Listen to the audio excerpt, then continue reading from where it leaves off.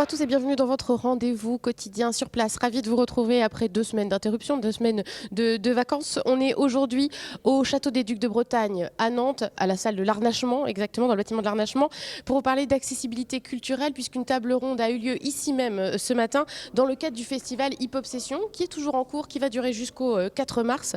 Alors le festival Hip Hop Session, bien sûr, ce sont des battles de danse. Vous avez pu les regarder en direct sur Télé Nantes samedi dernier. Il y a aussi eu des concerts, bien sûr, du graphe.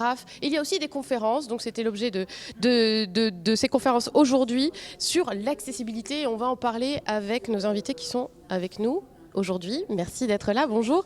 Pierrick Viali, vous êtes chargé de projet plus particulièrement sur la question de l'accessibilité pour l'association Pick Up Production qui organise le festival Hip Hop Session. Et c'est vous qui avez mené les échanges aujourd'hui. Olivier Rabalan, vous êtes le coordinateur du collectif TCAP, un collectif qui regroupe plusieurs associations qui œuvrent justement sur cette question d'accessibilité culturelle et loisirs. Et puis à vos côtés, Denis Turmel, qui est le directeur du Zénith de Nantes. Merci messieurs d'être là déjà. On parle d'accessibilité, pardon, ma langue a fourché. On pense d'abord accessibilité du bâtiment, accessibilité aux PMR, les personnes à mobilité réduite, ce qui était plus particulièrement peut-être visé par la fameuse loi de 2005 qui a beaucoup fait pour le handicap. Ce dont il était question aujourd'hui, c'était pas ça finalement, c'était l'accessibilité culturelle à un sens plus large, peut-être aussi pour des personnes qui connaissent des déficiences sensorielles, donc ce sont les personnes sourdes, malentendantes, aveugles ou malvoyantes. C'était plutôt de cette accessibilité-là que vous vouliez parler ? Oui, en fait, l'accessibilité, elle a plein de formes différentes et puis elle peut concerner la question du pouvoir d'achat, la question de la mobilité, de la géographie, de l'âge, etc. Il y a plein d'entrées différentes dans ce qu'on peut mettre sous le grand terme de l'accessibilité. Après, l'accessibilité à l'offre culturelle, on n'a pas voulu aborder la question du bâti, justement, de la partie technique, mais plutôt la question du spectacle vivant, de l'offre, comment l'offre, on peut l'identifier, comment elle est accessible ou non, par intervention extérieure ou non, comment on communique dessus, et en fait, comment en fait, un lieu de spectacle, un festival, un événement est en capacité d'accueillir tout type de public, y compris ceux qui présentent des formes de déficience diverses. Ouais. En partant d'un état des lieux qui est lequel ? C'est-à-dire que c'est compliqué pour ces personnes-là en situation de handicap d'accéder au spectacle vivant ?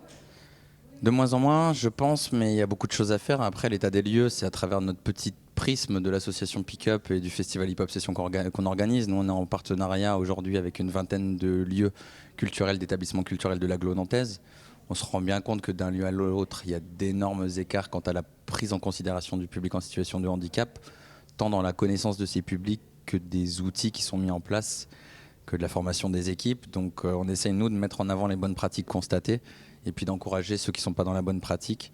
Et malheureusement, il y en a encore beaucoup trop aujourd'hui, à prendre exemple et surtout à mutualiser et à échanger avec des professionnels de la culture, du champ du handicap et autres. Ce qui était l'objet aussi de cette rencontre aujourd'hui, évidemment, parce qu'il y avait des structures culturelles présentes, des associations pour se rencontrer et parler ensemble. Du point de vue du collectif TCAP, c'est quoi pour vous l'accessibilité, la question d'accessibilité et ce dont vous vouliez parler aujourd'hui ? Alors l'accessibilité, effectivement, c'est au-delà des personnes en fauteuil qui représentent 10% de tous les types de handicap, donc il en reste quand même 90% autres. Et effectivement, il y a l'accessibilité aux personnes qui sont sourdes, qui sont malentendantes, qui sont malvoyantes, non-voyantes, mais aussi les personnes déficientes intellectuelles, le handicap psychique, le handicap cognitif.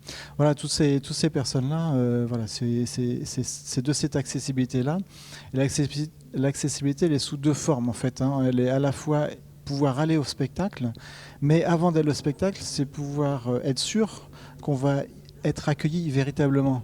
Et je pense que c'est 50-50 le travail à faire. Le job, il est là, c'est qu'il faut effectivement communiquer pour rassurer et pour, dans un autre sens, en accueil, pouvoir assurer cet accueil parfois spécifique, parfois pas plus spécifique que d'autres, mais voilà, c'est avoir une réflexion autour de ça, quoi. Et l'accessibilité, elle est sous ces deux formes-là, la question de la formation et cette question de l'accueil, quoi. Oui, avec l'importance de la présence humaine, c'est revenu assez régulièrement aussi dans les échanges ce matin. Juste pour redire quand même les choses, c'est pas anodin que ce soit le festival Hip Hop Session qui soit à l'initiative aussi de cette rencontre aujourd'hui, puisque ça fait pas mal d'années que vous faites des choses à l'attention de ces personnes en situation de handicap. Il y a eu des teasers en langue des signes. Enfin, chaque année, le festival, il y a son teaser en LSF. Il y a du mobilier vibrant sur certains spectacles, des boucles magnétiques aussi. Comment elle est née au festival Hip Hop Session, cette volonté de faire un festival inclusif ?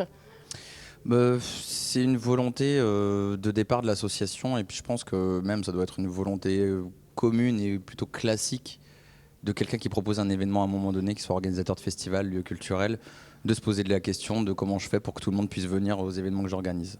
Donc cette question-là, elle a été portée depuis une dizaine d'années. Simplement, c'est le fruit des échanges, des rencontres avec des personnes en situation de handicap, des structures dédiées, des réseaux comme TCAP. Nous, on a été finalement confrontés dans ce parcours-là à plein d'expertises différentes. Il suffit de se les approprier aussi, ces conseils, ces rencontres, essayer de faire quelque chose avec. Donc je ne sais pas si c'est pas anodin. Nous, on est engagés sur ces questions-là depuis quelques années. On tend à progresser encore et encore parce qu'il y a encore beaucoup de choses à faire. Voilà, après ce type de rencontres, il y a d'autres initiatives associatives. Il y a des rencontres qui sont proposées par TCAP, il y a d'autres associations qui spontanément veulent organiser des réflexions autour des relations entre culture et handicap. Les institutions s'emparent aussi un peu de la question, donc C'est voilà, vrai qu'il y a par exemple, ne serait-ce qu'à Nantes, ça a été évoqué aussi aujourd'hui, un conseil nantais de l'accessibilité universelle qui réfléchit aussi sur ces questions-là. Ce qui est important, c'est qu'il ne faut pas se restreindre dans les contributions. Je pense. Donc nous, notre rôle, une rencontre comme ça, là, c'est plutôt de faire se rencontrer les gens et que chacun apporte à l'autre à un moment donné une forme d'expertise, une idée et aller tendre vers la mutualisation et la réflexion commune. C'est surtout l'objectif principal. Alors vous, Denis Durmel, si on prend l'exemple concret justement du Zénith de Nantes Métropole, qu'est-ce que vous mettez en place sur cette question de l'accessibilité, où vous en êtes, vous, de votre réflexion sur cette question ? Alors en fait, nous, on évolue dans un secteur qui est marchand, qui est un petit peu en marge de la culture subventionnée. Donc on pourrait penser qu'on est un petit peu à la marge de la commande publique, qui fait notamment pression pour qu'on évolue et qu'on évolue rapidement sur ces questions-là. Moi, avant de m'occuper des Zéniths et du Zénith de Nantes en particulier, j'ai longtemps travaillé dans des organismes dits d'intérêt général du monde de la musique. Et cette question se limitait bien souvent effectivement à la question de la conformité du bâti et des fonctionnalités techniques. La prise de conscience de la nécessité d'aller au-delà, comme disait Olivier, dans l'information, dans les dispositifs d'accueil, qu'ils soient humains ou techniques, à mon avis, elle est encore relativement récente. Donc, nous, le Zénith est en conformité sur le plan technique et sur le plan du bâti. Voilà. On pourrait s'arrêter là, c'est un peu court. Donc on a commencé à se poser d'autres questions. On s'est rendu compte que comme on soit un public extrêmement nombreux, il y avait des questions qui revenaient régulièrement. Il y avait effectivement une question d'appréhension, d'aller dans un grand équipement comme ça, comment je vais être accueilli, comment je stationne, comment j'accède à l'étage, il y a des gradins, comment ça se passe, etc. Et on a recensé un certain nombre de choses et on s'est dit il faut qu'on informe plus largement. Donc on a essayé de le faire nous-mêmes dans un premier temps et je pense que c'était une des conclusions de l'atelier ou de l'échange aujourd'hui. C'est il est nécessaire d'associer les principaux intéressés dès le départ de la réflexion si on veut que la démarche soit couronnée de succès. Donc on s'est rapidement rendu compte qu'on faisait fausse route. On a travaillé avec les intéressés. On est au milieu du gué aujourd'hui. On a mis en place un certain nombre de choses. Et effectivement, on s'est rapproché du collectif TCAP pour nous aider dans une deuxième phase à faire un diagnostic tout type de handicap confondu pour arriver à un certain nombre de préconisations et nous de recenser les solutions possibles, tenables sur le plan économique. Et voilà. Alors on a vu par exemple aussi ce matin qu'il y a des structures de l'agglomération nantaise que sont Angers Nantes Opéra, le lieu unique, le voyage à Nantes, et il y en a d'autres encore qui ont mis en commun des moyens aussi pour avoir des guides en braille, des guides en gros caractères ou des guides faciles à lire et à comprendre, ou encore des casques d'audio-description. C'est des choses très très concrètes. Vous, par exemple, sur ces domaines-là, vous en êtes où ? Alors, nous, on a une problématique particulière, c'est-à-dire que nous ne sommes pas maîtres de notre programmation. C'est-à-dire que moi, mon boulot, c'est d'attraper un maximum de spectacles différents. Et les spectacles arrivent produits par des producteurs différents et avec leur propre technique. C'est-à-dire qu'un spectacle en audio-description, si Florence Foresti ou Zazie l'a décidé, ça marche. S'ils ne l'ont pas décidé, ça ne se fait pas.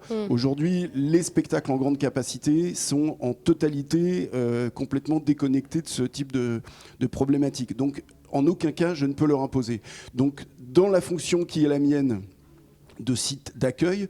Qu'est-ce que je peux faire qui soit compatible avec leurs exigences techniques et qui ait du sens pour effectivement les gens qui soit viennent déjà au spectacle, soit viendraient au spectacle si on mettait des choses à disposition. Oui, c'est ça. Dans le cadre effectivement du rapprochement qu'on a opéré avec TCAP, on a pris connaissance du dispositif des caissons vibrants, puis des subpacks dont on avait parlé la dernière fois. On est revenu aujourd'hui. Je pense qu'on va faire affaire avec ces gens-là. Et l'idée, Alors, ils étaient là aujourd'hui. Il faut préciser pour ceux qui ne connaissent pas, subpacks, ce sont comme des sacs à dos qui permettent de ressentir un peu les vibrations du son et qui fonctionnent avec des salles à Lille, par exemple. Et vous êtes montré intéressé pour par exemple, accéder à ce genre de matériel. On a vu qu'il y a des innovations aussi qui existent techniques aujourd'hui pour rendre de plus en plus accessible le spectacle vivant. Et voilà, alors ces innovations permettent, c'est un échange qu'on avait eu avec Olivier qui nous avait alerté sur, j'allais dire, un pan dont nous n'avions pas forcément conscience ou connaissance. C'est effectivement, on recense un certain nombre de problèmes ou de questions de la part des gens qui viennent déjà. Et lui nous avait alerté sur le fait qu'il y a énormément de gens en situation de handicap qui ne viennent pas. C'est-à-dire qu'ils pensent qu'il n'y a rien pour eux, etc. Et c'est dans ce cadre-là, effectivement, qu'on est amené à se questionner, à se dire, et si on trouvait des dispositifs techniques, humains, etc. Et ensuite, effectivement, en se rapprochant autour d'initiatives comme celles qu'on voit aujourd'hui, de personnes qui apportent des solutions techniques et technologiques. Alors, on va marquer, nous, une petite pause dans cette émission. On va continuer dans quelques instants à parler de cette question de l'accessibilité culturelle et du travail qui est fait à la fois par les structures et les associations dans ce sens. On se retrouve après la pause.